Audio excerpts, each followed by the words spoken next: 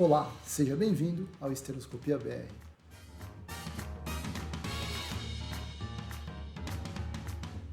Preparado para a segunda parte do vídeo? Tem bastante informação, vocês viram que tiveram bastante dúvidas e eu acho isso super legal, acho fundamental para a gente sempre continuar crescendo. A gente tem que estar em constante mudança, em constante adaptação para entender a paciente. Entendam que isso aqui, tá? Eu pelo menos eu entendi que isso é uma forma da gente aprender a como lidar melhor com a paciente. E quanto melhor a gente lidar com a paciente, melhor a paciente vai passar por esse período que geralmente é bem conveniente. Por mais que seja um procedimento que a gente fala, esteroscopia é tranquilo, pós-operatório é sossegado, dia seguinte a paciente já está ótima. Mas é um procedimento, exige um monte de mudanças na vida dela, exige mudança na logística, quem cuida do filho, quem cuida do cachorro, quem fica no trabalho, quem assume a reunião. Então tem muita coisa dentro disso. Então é legal a gente aprendendo, agradeço aos pacientes aí que comentaram nos vídeos anteriores e incentivo que vocês continuem comentando embaixo para a gente poder entender melhor, cada vez entender melhor como que vocês passam por essa situação e a gente pode sempre evoluir e atender cada vez vocês melhores. Vou relembrar aqui o fellow de esteroscopia, que logo mais a gente vai abrir as vagas para o primeiro semestre do ano que vem, de 2024, e relembrar que mensalmente nesses fellows a gente faz exames de esteroscopia ambulatorial, tem a opção de com ou sem sedação na clínica. Então você, colega, que tem pacientes que querem encaminhar para a clínica para fazer, nesses dias a gente consegue fazer com custo muito menor por termos uma parceria, não só com a clínica, não só pelo fellow, mas também que a gente leva materiais de ponta da Endomaster, então a gente consegue resolver aí muitos problemas no nível ambulatorial e com um custo bem inferior. Quer algum contato, me manda um alô no direct no Instagram, me manda uma mensagem no WhatsApp. Então vamos dar sequência aqui nas nossas dúvidas, aqui é minha colinha, por isso que eu não estava olhando para vocês, que a primeira é assim, questão de náusea, vômito, às vezes até pânico pós-anestesia. Vou separar um pouquinho, na verdade, essas questões, porém vai incluir outra coisa, barriga inchada, prisão de ventre e fraqueza. Então tá, são todas questões que não envolvem diretamente a esteroscopia, mas podem estar envolvidas com anestesia. Então assim, náusea, vômito, pânico após pode acontecer principalmente na sedação e na anestesia geral. Esse vídeo seria muito mais legal aqui se fosse feito por um anestesista que poderia explicar melhor como que funciona, é uma ideia que a gente pode fazer. Posso conversar com o Dr. Alexandre, que é o nosso anestesista da clínica City Rinaldi, ele pode comentar um pouquinho melhor sobre isso. Vou conversar com ele e cobrar sobre. Mas são situações ímpares, é muito raro isso acontecer. E se a paciente teve uma anestesia e acordou com um pouco de náusea e vômito, só que com medicação a gente consegue resolver. Não é comum a paciente, depois de muito tempo, tipo dia seguinte ou após, continuar com náusea ou vômito. Tá? A gente tem que sempre pensar em outras situações que podem estar acontecendo extra da cirurgia.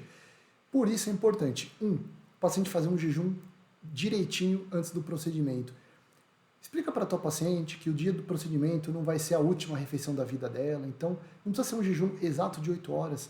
Se ela vai fazer um procedimento um pouquinho mais tarde, 2, 3 horas da tarde, libera água para ela, por exemplo, líquidos claros. O que eu gosto de liberar, por exemplo, o anestesista geralmente libera até 2, 3 horas antes da anestesia.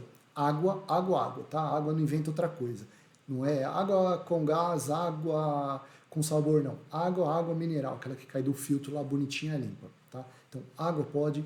Gatorade. Eu peço só Gatorade de limão por causa da orientação dos meus amigos anestesistas. Não tem corante, o açúcar dele absorve rápido e gelatina e picolé de limão, tá? O frutari. Por que o frutari? Porque não tem resíduo nenhum. Não sei se o Rochinha tem casquinha de limão. Então, se você orientar, água, água, água, tá? Picolé, frutari de limão, gelatina de limão e o Gatorade de limão, eu não recebo nada do Gatorade para falar, mas pelo menos eu sei que são as 4 coisas que se a paciente tomar, não vai ter problema nenhum. Libera isso para a paciente antes, ela não vai ficar tão ruim. E a paciente que estiver escutando, respeita o jejum. É fundamental, pode ocorrer problemas sérios, inclusive de morte, se você vomitar e aspirar esse conteúdo. Então, não minta para o seu anestesista, Não minta para o seu médico, não faça em cima da pinta, tipo, faltando 8 horas exatas eu parei. Por quê? Porque isso pode dar errado, pode ser que às vezes precise antecipar o seu procedimento e você não está apta a isso. Então orienta seu paciente, é um tipo de coisa que cada vez mais eu tenho percebido que vale a pena eu perder um pouquinho mais de tempo orientando, porque às vezes a paciente não tem condição de entender a gravidade e a importância que tem o jejum. E até para o pós-operatório, a paciente se empanturra, acha que ela vai ser a última refeição, come uma feijoada às 3 horas da manhã, e aí o pós-operatório ela está super desconfortável, que passou por um procedimento que é chatinho, toma medicação, toma coisa. E se ela tivesse com a barriguinha vazia, estaria ótimo. Só que como ela ainda está empanturrada daquilo que ela comeu, o pós-operatório é pior. Então, orienta a paciente a ter uma dieta no dia anterior ou nos 2 dias anteriores, mais tranquilas, com pouca gordura. Então, tudo que é einho, né? É franguinho, é batatinha, é purezinho. Se for o caso, tiver friozinho, canjinha. Alimentos pouco gordurosos. Deixa a pizza de catupiry, deixa a feijoada para comer depois. Deixa eu ver se tem mais uma mesma coisa, barriga inchada, prisão de ventre, fraqueza. Fraqueza pode até ser por causa de algum sangramento que a paciente tinha feito, mas não tem relação com a esteroscopia. Esteroscopia sangra pouco, dá pouca complicação. Barriga inchada não tem nenhuma relação com a esteroscopia, que ela é local, vai para dentro do útero, então não tem nada, tá?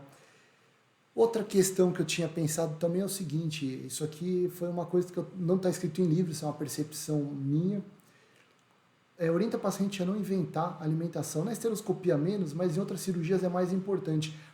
Não vá comer o bolo que a mulher ficou uma semana parado, comida diferente, se nunca comeu comida, sei lá, japonesa, não vai comer comida japonesa depois da cirurgia, porque se tiver alguma intolerância, alguma coisa diferente, tiver vômito, a gente vai pensar sempre numa complicação cirúrgica e não num problema da paciente que comeu uma coisa nada a ver, do bolo da vizinha que estava mais ou menos, da comida diferente. Então, assim, não inventa moda nos dias após a cirurgia para não deixar o seu médico louco. E você coloca lá também, mantenha uma alimentação padrão nos dias subsequentes aí ao procedimento para você não ficar doidão na hora que a paciente passa mal e você fala, poxa, o procedimento foi lindo, liso e tal, por que ela está com náusea? Porque ela comeu bolo com chantilly estragado que a vizinha, que se dizia amiga, entregou. Ciclo menstrual, como é que funciona? Pode voltar ao normal, como é que faz?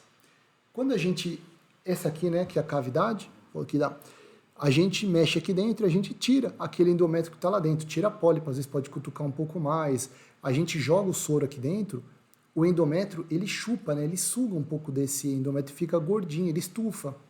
Então, além de causar um pouco de sangramento por causa dessa absorção de líquido no endométrio, além de tudo, pode alguns vasos ficarem expostos e sangrar, e a paciente confundir com menstruação, como também pode, às vezes, a gente raspar um pouco o endométrio e atrapalhar o ciclo, o sangramento, né, o ciclo menstrual dessa paciente. Então, assim, pode ter bagunça? Pode. Porém, essa paciente, às vezes, no ciclo seguinte, quando mexe pouco, pode, inclusive, engravidar. Tem casos de pacientes que engravidaram no mesmo ciclo menstrual. Então, tudo isso vai depender de quanto a gente cutucar a cavidade dessa paciente.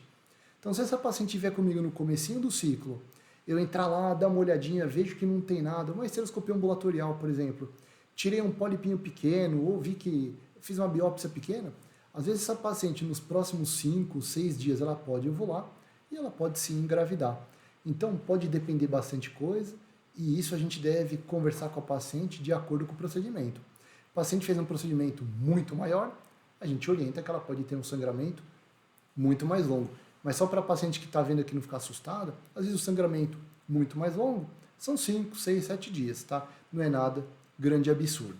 Uma outra pergunta, que isso aqui é padrão nossa, o paciente fez esteroscopia para tirar o DIU. Quanto tempo para engravidar? Tirou o DIU, no próprio dia, se tiver relação, pode engravidar.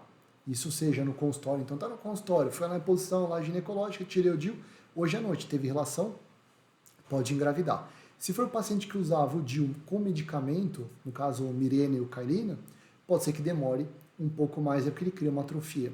Porém, a gente tem que orientar a paciente que tirou, ela pode engravidar dali para frente, tá? Então, tirou o método, se a paciente não quer engravidar, já orienta outro método para ela. Paciente, cuidado, tirou, pode ser que no mesmo dia, se tiver relação, já pode ser que engravide.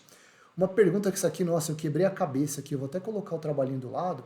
Uma paciente perguntou se pode tomar água inglesa no pós-operatório de esteroscopia cirúrgica. Tá? Não sou um cara que eu gosto muito de medicamentos fitoterápicos, homeopáticos e tal. Acho que tem as suas indicações, mas eu não conheço muita coisa. Fui atrás. A água inglesa é também chamada de quina amarela. Eu levantei alguns trabalhos, tem pouquíssimos trabalhos sobre esse tipo de medicamento, que é um fitoterápico. Tá? Tomem cuidado com isso, só tomem se for prescrito por um profissional competente, um médico que saiba mexer com isso, e que procurando, se alguém tiver algum trabalho melhor sobre isso, só encontro em insights sem nenhuma evidência científica, mas eu encontrei, vou deixar aqui do lado aqui, essa parte aqui, colocando que eles estudaram, por exemplo, a toxicidade reprodutiva. Vi que muitas pacientes querem tomar água inglesa para melhorar a parte reprodutiva. Eles estão vendo que existe uma possibilidade de toxicidade na paciente que quer engravidar. Isso aqui foi feito em ratos, tudo bem, mas que ela não seguiu, que se você fizer uma dose maior. Então tomem cuidado com esse tipo de medicamento, tá? Isso aqui é uma coisa que eu também nem sei se acho que eu não respondi para a paciente. Primeiro porque na época eu não sabia, e segundo que eu não posso orientar se pode tomar um novo medicamento aqui no YouTube. Mas assim, colegas, tomem cuidado com esse tipo de medicamento, tá? Não são coisas inócuas, e pacientes se atentem também, só usem se for se tiver uma orientação, tá? Então, não vou me ater, se alguém puder me ajudar, manda algum trabalho, alguma referência melhor além desse aqui, para saber. Precisa fazer exame após o pós? Olha, é o seguinte, quando você faz uma laparotomia, abriu a barriga da pessoa, botou a cabeça lá e olhou, quando você faz uma laparoscopia, quando você bota a câmera e olha, ou quando você faz uma esteroscopia, em que você bota a cânula lá dentro e vê a cavidade uterina, não faz nenhum sentido, a não ser que tenha uma sequência do tratamento, você fazer um exame depois para ver como é que ficou, porque a pessoa botou o olho lá dentro, tá? Seja o olho na laparotomia ele olhou, ou seja através de uma câmera. Então nada melhor para você avaliar uma cavidade uterina do que a esteroscopia. Quando que vale fazer um exame pós-operatório?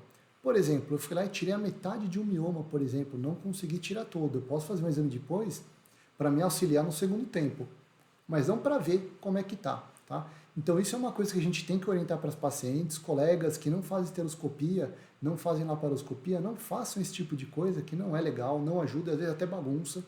Muitas pacientes às vezes fazem, por exemplo, uma laparoscopia para endometriose e querem fazer depois, logo após uma ressonância, vai mostrar a área de fibrose que confunde com a área de lesão de endometriose. Então bagunça um pouquinho. Tá com dúvida de como é que tá, como é que ficou? Pede um relatório para o colega, liga para o colega, discute como é que foi, que é melhor do que pedir um exame que às vezes bagunça a cabeça da coitada da paciente. Tá? Então assim, não tem, para a grande maioria dos casos, indicação nenhuma. Tirou o pólipo, segue a vida, tá bom? A não ser que também, se ela vai fazer vai fazer uma FIV, por exemplo, e vai demorar muito tempo, ou faz outra esteroscopia, ou faz um ultrassom aí, de acordo com a indicação da infertileuta. Questão de viajar depois, eu acho que eu vou acabar aqui nesse aqui com o último, então pode viajar depois? Pode, principalmente esteroscopia ambulatorial. Viaja, fica tranquila, não tem problema nenhum, a não ser que você fique desconfortável, de que às vezes pode dar uma coliquinha discreta ou não, mas acho que isso, na questão pós-menstrual, é muito semelhante. Pós-anestesia, não é legal você viajar dirigindo depois, tá? Então, no dia do procedimento com anestesia, não é legal dirigir. Diferente da laparoscopia, que a gente joga gás carbônico dentro da cavidade pélvica da paciente que ela absorve, ela não pode viajar de avião em alguns dias sequentes, tá? Isso funciona que nem mergulho. Quando a gente mergulha com aqueles cilindros, a gente não pode viajar depois de alguns dias também de mergulho. Na laparoscopia, a mesma coisa. Na laparotomia não tem problema e na esteroscopia não tem problema. A gente não absorve, a gente nem usa, nem deveria mais usar gás carbônico na esteroscopia. Então, fez o exame, pode marcar a viagem para o dia seguinte que está super tranquilo. Tá na dúvida? Conversa com o teu médico, tá? Eu não recomendaria uma paciente fazer um procedimento maior, como por exemplo uma miomectomia, e no dia seguinte pegar um avião e ir para muito longe. Acho que pelo menos aí uns 2, 3 dias se for uma cirurgia muito grande. Polipinho, coisa mais tranquila, biópsia, poxa, sossegado, pode viajar no mesmo dia sem grandes problemas. Vou encerrar de novo aqui esse vídeo, vamos ver como é que vai ficar depois, se vai ter a terceira edição. ou se ainda teremos a quarta. É dúvida para Dedéu, a gente continua crescendo com essas dúvidas, tá? Isso não é uma crítica, muito pelo contrário. Inclusive, tiver dúvida, tiver comentário, vai escrevendo aqui embaixo, que às vezes a gente até cria mais vídeo antes de terminar esses estudos. Obrigado aí pela atenção, até a próxima. Tchau!